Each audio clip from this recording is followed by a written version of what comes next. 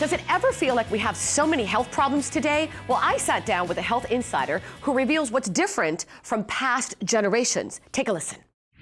So today we're talking about stroke rehab. Correct. How often do you, how often do you work with stroke patients? Every day. I just you got back from the hospital. We have about 20 patients right now who 20 in our hospital that have had a stroke, either acutely or even on the outpatient side. We stop by to make sure they're still doing okay. Our own hospital handles about more than 200 cases in a year, and they're usually hospitalized between 2 and 3 weeks, a little bit more. It's pretty severe. You're talking about 800,000 people suffer a stroke a year. That's why I was shocked with the every 40 seconds someone has a stroke. I thought, my gosh, and I even checked with my producer, is that correct? And she said, yes, it is. And I was shocked. I was also shocked to read the following, which is stroke is the 5th leading cause of death and continues to affect more young people than ever. The Centers for Disease Control has the facts. Take a look.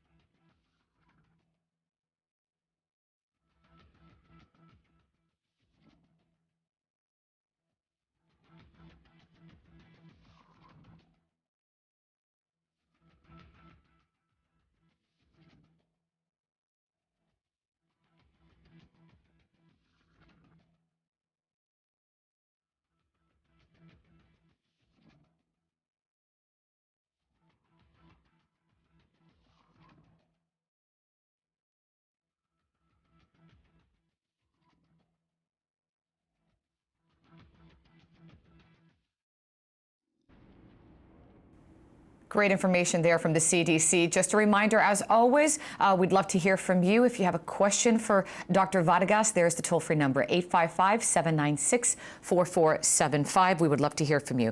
Okay, so here's another fact that I read here. 1 in 20 adult deaths are related to stroke. Why are these numbers so high? And I just also mentioned that it's happening in younger people. What's going on? So, I mean, the CDC video illustrated some of the issues we're having, and it's a societal issue. We're fatter than we've ever, can I use the word fat? You can. Okay. Absolutely. We're more obese than we've ever been, trying to be politically correct. It's all right.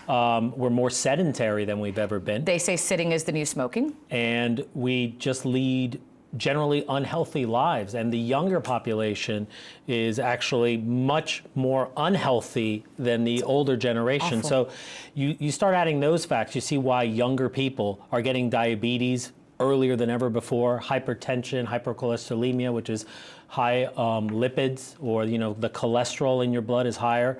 All those things are happening at younger ages than we've ever experienced. And then you add to the fact that stroke in itself is very debilitating, and it can be, whether it's what we call an ischemic infarct, which is usually due to high blood pressure affecting a part of the body, or what we call the bleeding strokes, which can be very fatal. So you add all those factors and you have a recipe for a bad outcome. Yeah. Absolutely. And there are risk factors that I want to share with our viewers, Sure. Doctor. Let's take a look at these and chime in on some of them. I mean, there's a whole host. You talked about high blood pressure and cholesterol as well. Those are two bad ones. Smoking, obviously. Obesity, Correct. You mentioned.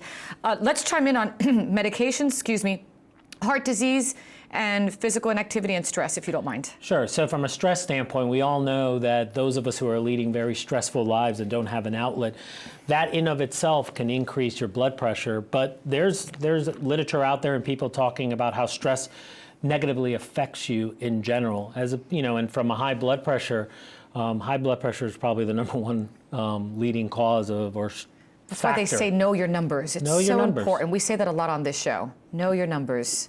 We have a lot of our elderly population that when you first interview them, you ask them, do you have high blood pressure? And they say, no. And then you see they're on 3 medications. And you ask them, why are you using these 3 medications? Oh, doctor, this helps control it. I no longer have high blood pressure. So that lack of knowledge within our community, that if you have this high blood pressure, we need to control it, because long term it leads to a litany of issues, including cardiovascular disease as well, as you know. And even friends at my age that I tell them, do you know if you have high blood pressure? Oh, no, I don't. I'm like, well, how do you know? And they'll tell me, oh, I don't, but how do you know? And one of my friends went to go get her blood pressure at CVS, and shazam, she had the diastolic was high. So there you go. And that happens. Know your numbers. That's all you have to do. We have one patient story who never considered his risk for stroke or the warning signs of having one. Happens a lot. Fortunately, those near him knew what to do. Take a look at this. I was one of those guys just afraid of the doctor. So I wasn't going for a regular checkup. But I had a high blood pressure condition that I wasn't aware of. Just blindsided me. I go to work in the evening, so prior to work, I usually go about an hour at the gym before I go to work.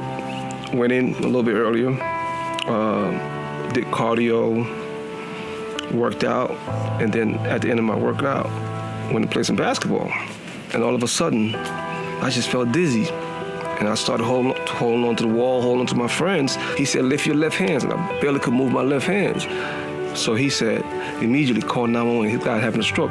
And I remember the paramedics coming by and they said, they ain't able to save this guy, we have to airlift him immediately to Grady Hospital. I mean, it was a blood clot to the brain, and it was a major, major stroke. So they had to go through my body, up in my brain, and take out the blood clot. I think it was the hardest time. I mean, like I said, after 40 years of eating a certain way, all of a sudden to change that. But I think it's a change for life.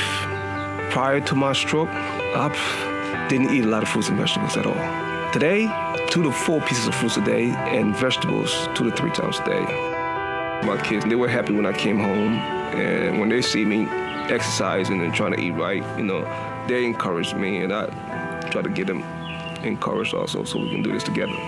We want people to know that stroke is preventable and treatable, and there is hope. There are things you can do. You can work with your doctor to reduce your risk, and regularly checking your blood pressure is important. I keep a log of my blood pressure, and it's been controlled. This whole year it hasn't gone over 120. I want to be a spokesperson for this, to be honest with you. Well, I want to say, first thing is please, please, please go to the doctor. Get yourself checked first. It's very important. Get yourself checked, see where you are. And if you have to go on medication, do it. All my friends, I mean, I tell them every single day, listen, man, you got to change your diet 100%. Start with your diet first, and then just gradually start walking, start getting this exercise. So all my friends, you know, I'm an advocate of being healthy and eating right now. And I think what motivates me the most is my 4 kids. I want to be able to see them grow up, go to college, you know, have their own family.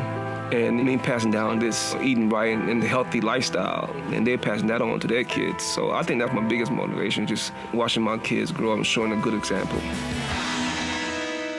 And for more information on lowering your risk for stroke, visit us online. Remember, if you have a question, reach out. It's so easy. You can email us by visiting our website, allhealthtv.com, or just give us a call, 855-796-4475. We'd love to hear from you.